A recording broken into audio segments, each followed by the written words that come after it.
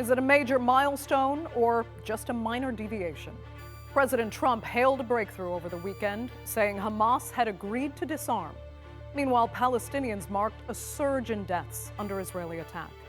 So is the Board of Peace and its 20-point plan delivering what it promised or distracting from a dire reality? I'm Andrea Sankey, and today's Newsmaker is the Gaza peace plan.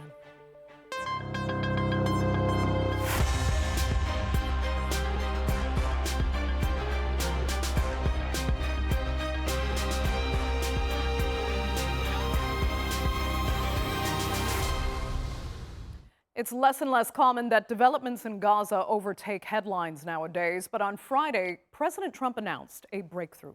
He said, in a historic step toward peace and security, Hamas had agreed to complete disarmament, and Israel would withdraw from Gaza. But while he praised the news, Israel said little or nothing, and it soon became clear that all sides might not be on the same page. Here's a look. What at first sounded like an unimaginable breakthrough soon became a confusing picture of who's expected to move first. While President Trump announced days ago that Hamas is set to disarm as Israel withdraws from Gaza, Israel did not confirm. An understanding with Israel. Israel is very happy about it. Israel helped us, and they've been very good. They've been very good about it. Most people said that would be a deal that would be undoable now. In October 2025, Hamas and Israel agreed in principle to a 20-point peace plan and roadmap for withdrawal, a deal backed by Trump.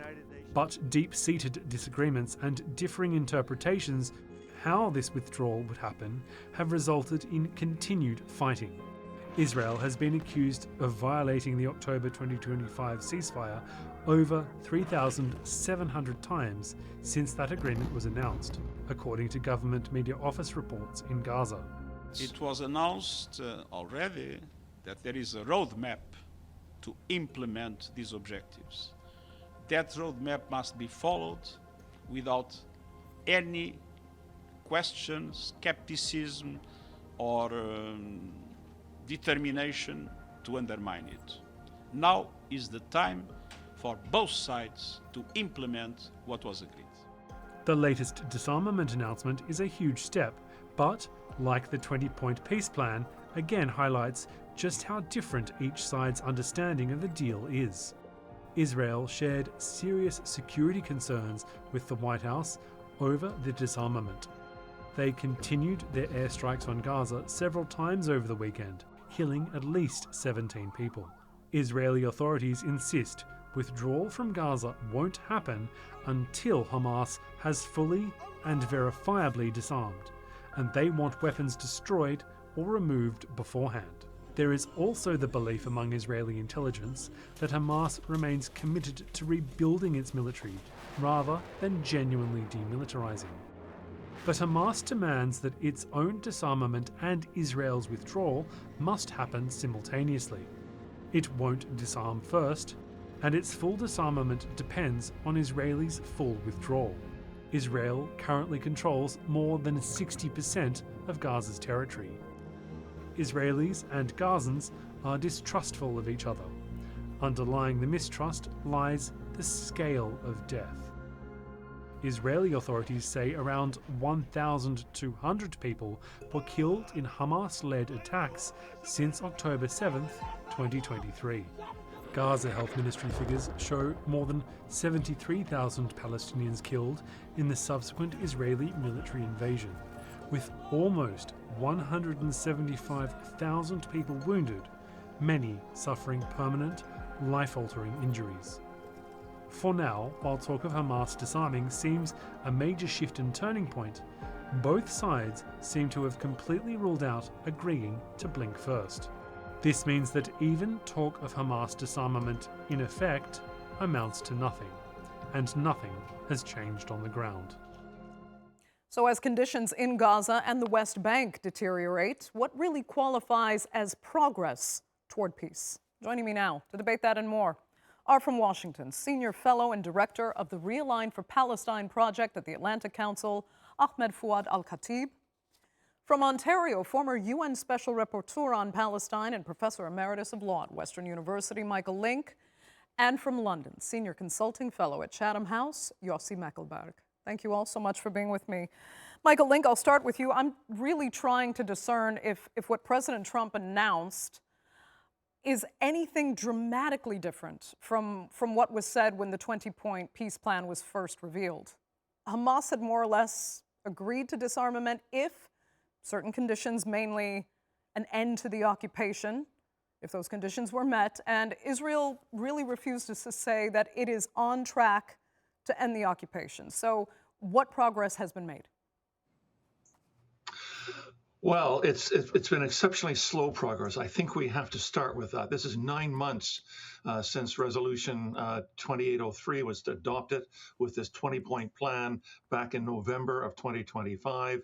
We've seen a number of promises that haven't been kept, and we're obviously probably part of the diplomatic negotiations. We haven't seen any of this Palestinian technocratic committee step foot yet in Gaza. They've been housed up in Cairo for the last 9 months. We have only begun to see the announcement of some troops from this international stabilization force.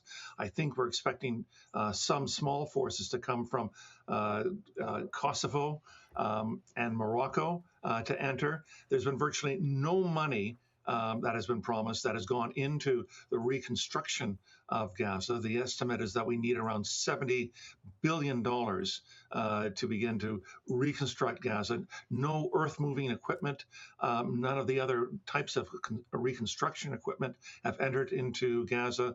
The humanitarian aid has been at far below what has been promised. There was a promise of around 600 trucks a day to enter into Gaza each and every day. The average has been anywhere from 200 to about 350 trucks a day. The UN reported last week. Even before you go any further, Michael, I mean, where does that leave you feeling? Do you feel like Friday was the breakthrough at all that Trump characterized it as? No, what we're seeing is the privatization of a very important international public function. This is probably the single most important issue on the UN agenda. It's been around since April of 1947. The UN itself has said that Israel and Palestine is a permanent responsibility of the United Nations until it's resolved in all of its aspects. And yet we have this creation, if you like, of a charter company to be able to set up and run Gaza and probably the west of Palestine and Israel. So it really leaves doubts as to whether or not we're following along with what international law demands, with what UN resolutions demand, and most importantly, providing a swift pathway to a genuine Palestinian state. Okay. Let me ask Yossi if you agree with Michael's analysis there. I mean, Trump claims that it's quote unquote historic progress. But other than stopping what, some actually called the live stream genocide via the ceasefire a year ago, it seems nothing has really changed on the ground. The attacks continue. There is no rebuilding. It's almost like the only thing that's changed is how much can actually still be destroyed. Absolutely, and I think the long list of what Michael rightly outlined tells the story. It's the lack of mechanism of implementation, the lack of goodwill, the lack of deadlines for every aspect of this agreement to be implemented. If they are not disappointed, if there is no disappointed among Gazan there is only because their level of expectation of the international community is close to zero. So I try to maintain some optimism because at the end of the day, there was an announcement there, and maybe this is different. But, and the minute that you look, what's the response to this? A, it hasn't been signed. B, already at least 18 Palestinians being killed with the intensification of airstrikes by Israel that hasn't been accepted it. And then we know if you ignore for the hyper-off of Trump, because everything is historic and fantastic and never been before. But what you need really to see is exactly what Michael outlined, to see more trucks entering, humanitarian trucks entering. You need to see the committee, the national community and the authority to work in Gaza. The same goes, for, watertight commitment also by Hamas to disarm, and what does it mean to disarm, but from Israel for a complete withdrawal. And what we hear, especially now that this is election time, that Israel has no intention to withdraw, or at least the way that the sequence of things is used not to ensure that both sides actually stand by their commitment, but demanding that the other side will do it first, is to put another obstacle of moving forward. And that's why the day in, day out involvement of the international community, mainly the United States, but the other countries, the guarantee of this, the mediator on this, is so significant. Okay. Let me turn to Ahmed, because Ahmed, I'm not sure you agree with the analyses you've heard, so first I'll ask your opinion. And also, if you can comment on whatever strategy might be behind actually making this announcement now, if you see something else at play. Go ahead. Well, I certainly agree that there's been virtual paralysis in the process when it comes to the Board of Peace, when it comes to the recruitment of potential participants for the International Stabilization Force, when it comes to the commitments. It's one thing to have commitments for reconstruction money. It's another thing to actually have those sent into the bank. So we can all agree on that. But I think what I didn't hear much about is the primary obstacle on the ground, which is that unfortunately Hamas never really had any intention of actually honoring what it agreed to in October of 2025. Hamas thought that it could basically give up the day-to-day governance but continue to exercise shadow ruling, if you will, or reign but not rule, per the Hezbollah model, which is much cheaper for the group. Hamas continued to siphon off a lot of those aid trucks, which, by the way, did make it to that 600 threshold several months ago. Hamas was imposing up to 50% taxation per truckload on the commercial trucks. There's humanitarian trucks, there's commercial trucks going in. And so, and then not to mention, Hamas was reestablishing its police and intelligence and secret police force that was terrorizing and torturing friends of mine and people that I know personally. I have an army of contacts on the ground.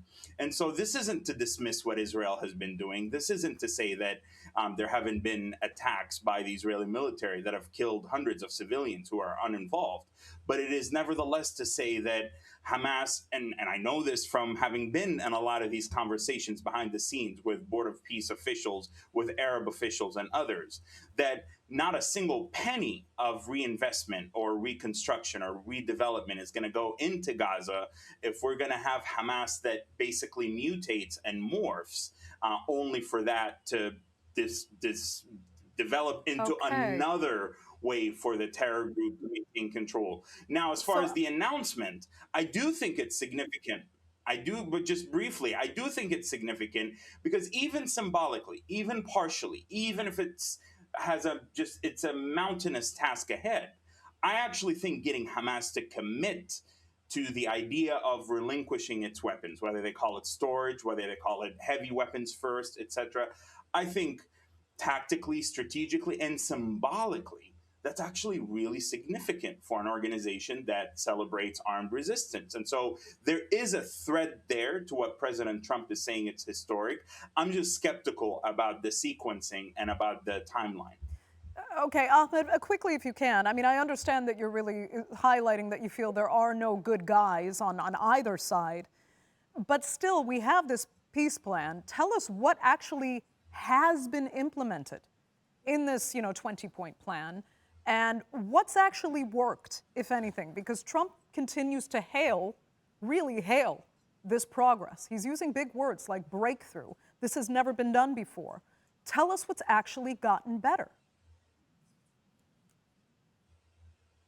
Well, I think we can quickly jettison the rhetoric of President Trump. After all, we've seen this deployed when it comes to Iran, when it comes to a whole host of other foreign policy topics. So let's put that aside. The truth of the matter is virtually nothing substantive when it comes to the actual 20-point plan has been implemented, except for maybe the end of large-scale military operations, the release of Israeli hostages, the release of Palestinian prisoners that were agreed upon. So that's that. Establishing the framework through which further negotiations can take place. But we're talking about scaffolding. I mean, and I use the term paralysis deliberately. We're talking about the scaffolding of what needs to be implemented being in place. But we're far from anywhere near what the president himself has set out with his ambitious agenda. Okay. Again, I'm not looking to President Trump necessarily for the description or for the rhetoric. I'm looking for facts on the ground, and I'm looking for the players to actually be serious about the implementation. Okay. Michael, I had asked earlier about, the timing, and if the timing here has another strategy at play. Some feel that this is desperation on behalf of President Trump to distract from Iran, while in the meantime only moving the whole Israel-Hamas peace process back to, at best, a return to the miserable status quo that we had before October 7th.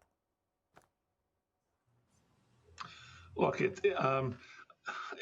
that's a very appealing approach, and I'm afraid it's one that I would probably wind up agreeing with. Certainly, I think from the Israeli point of view, certainly from what we've heard from most of the candidates for prime minister in the upcoming Israeli elections in October, the thought would be, let's go back to October 6th, where we continue to control Gaza, i.e. externally. I think now the debate in Israel has shifted to maintaining a permanent or a very long-lasting military presence in Gaza. We certainly have large cries coming from important Israeli cabinet ministers, including the Minister of Foreign Affairs, the Justice Minister, the Minister of National Security, and the Finance Minister about establishing permanent Israeli settlements in Israel. And we know that Israel has moved its line from 53% of control in eastern Gaza further to around 65%. An aim, according to Benjamin Netanyahu, would be to move that line forward to 70% of Gaza. So when we realize it's taken 9 months from the passage of the UN Security Council Resolution 2803 to get to this very minimal space we are at now, we'd have to ask, who does a lack of urgency wind up benefiting? And it would seem to benefit the Israelis, and the idea of some kind of permanent control or indeed sovereignty over large parts of Gaza. It certainly does not benefit the 2.1 million Palestinians, who were living before October 2023 in already overcrowded, densely populated area, now being pushed into 1/3 of that under extraordinary unlivable conditions, living in tents under the immense heat, or in the winter living in tents under the immense cold, with no future being designed for them with respect to the rebuilding of Gaza or the inflow of the $30 billion over the next 2 years that have been promised under the Board of Peace. Let me ask Yossi, I didn't know if you had a comment there. I saw you nodding your head, but perhaps I misread that. Go ahead. Well, first, I agree with Michael's general analysis, but I don't think all the candidates for prime minister are the same in Israel. I think we need to look at the nuances between them. I think it's very unfortunate that in the discourse in Israel, they actually try to sideline the Palestinian issue altogether. They try to sideline everything that will imply making concessions. So that's why we have sometimes to be a little bit more tuned to the nuances between people like Netanyahu, of course, and some of the others that Michael mentions, or Gadi Eisenkot, Yair Lapid, or Yair Golan. So I think there are differences, but at the end of the day, as always, election campaigns Unfortunately, in Israel, you don't win election or you don't position yourself best by putting, let's have a completely different security paradigm that we have experienced in the last not only 4 years, but also in the last 60 years that overuse military force and occupation and territorial expansion. But again, if you look what they said, I think there are still differences, but I mean, time will tell after the election. You know what, Yossi, if we look, I want to step back again and look at the peace plan then going forward, because what we have is what we have. And there's this question, Michael was alluding to it, over who would fully monitor Hamas's disarmament in the first place, that would be trusted, and who will stop some Hamas supporters from rearming. I mean, if that doesn't exist, this whole process is virtually useless. Michael mentioned, the talk of Morocco and Kosovo. There's been other talk of Indonesian troops coming in. But is that even a possibility? Are we ever going to get to the logistical disarmament with peacekeepers and an international enforcement mechanism on the ground? I think that's why the pressure should come from all directions. Whoever have influence either on Israel or Hamas, the Palestinian Authority needs to exert this pressure to ensure that no one is going back to their bad habits. Because Hamas understands that if it loses its military wing and becomes only a political, only in inverted commas, a political movement, social movement, the way it started, it might lose some of its influence. It has to play into the wider political agenda within Palestine. So the idea that always there is a sequence, but there are a lot of issues that need to be addressed at the same time. At the end of the day, still the United States is the main player. But then, whether it's Egypt, Turkey, Morocco, Qatar, and other countries, everyone needs to play their part, that all sides are abide by the agreement. Otherwise, we know what's from experience that they go back to their bad habits. Okay. But part of it, we haven't talked about, for instance, elections in Palestine, having new leadership there, also creates a political horizon that people in both societies are going to subscribe to. We don't see that. Yeah, and we can ask Ahmed about that, because you talk about the wider political agenda within Palestine. I mean, Ahmed, who is there? What about the Palestinian Authority? Is there enough trust for them to come in and fill whatever void is left by Hamas, when too many Palestinians genuinely believe they're corrupt anyway, and then they're asking for this technocratic government that few are seeming to find on the ground in Palestine? Also, who's on the board of peace that truly does represent the Palestinian interests best? Well, I think talk of elections is so premature and so irrelevant right now to what is needed to get to a place. I mean, we don't have political life in Palestine, and this talk of somehow leadership emerging for the time being is nonsense, in my opinion. However, I do believe that there is an army, an entire class of professionals, teachers, academics, engineers, doctors, the type that are supposed to be represented at NCAG, the Technocratic Committee, whom, if given a chance to be part of something that's not part of a faction, that's not part of Hamas or Islamic Jihad. Palestinian politics are very factional. You cannot operate as an independent player. So if you actually create space for that, I think very quickly, we're talking a few years, you can see the emergence of a new Palestinian political class, including leadership that could actually credibly compete in elections. But I want to just say something about a point that Mr. Michael raised, which, and I lost both of my childhood homes. I lost 34 of my immediate family members. So leave far from me to defend the actions of Israel. But I wonder why the Israelis are very reticent and reluctant to withdrawing from Gaza. I wonder why they're going to double and triple down on policies that they had before October 7th. Maybe the fact that Hamas ultimately proved the point correct of the blockade, that they're going to siphon off the aid, they're going to build tunnels and rockets and align with the Islamic Republic of Iran and basically turn Gaza into a citadel for aggressive actions against the state of Israel, the worst single-day attack on the Jewish people since the Holocaust. And I say that in the context of it doesn't matter whether it's Netanyahu or any other prime minister in Israel. There could be some cosmetic shifts, but the fundamental baseline in Israeli society and political life is that Gaza is going to be a threat and treated as such for the foreseeable future. Obviously, that breaks my heart. Like, I don't want Gaza to be under perpetual buffer zones that eat away at its already limited territory. But this is where the onus is on Hamas to expedite the process of their political exit out of the scene, their control, to give that up, to actually not give further excuses for the erosion of life in the Gaza Strip. And then at this point, Michael had said earlier they'll have to somehow, I guess, bypass the privatization that you think is on the agenda, Michael. And I really would like to take much longer to talk about that in itself. But unfortunately, we are completely out of time for this edition of the Newsmakers. I'm sure we will be revisiting with all of you in the months and days and weeks to come. But for now, that's all the time we have. I'd like to thank everyone so much for being with us and our viewers for watching. Remember, you can follow us on social media and do be sure to subscribe to our YouTube channel. I'm Andrea Sankey. We'll see you next time.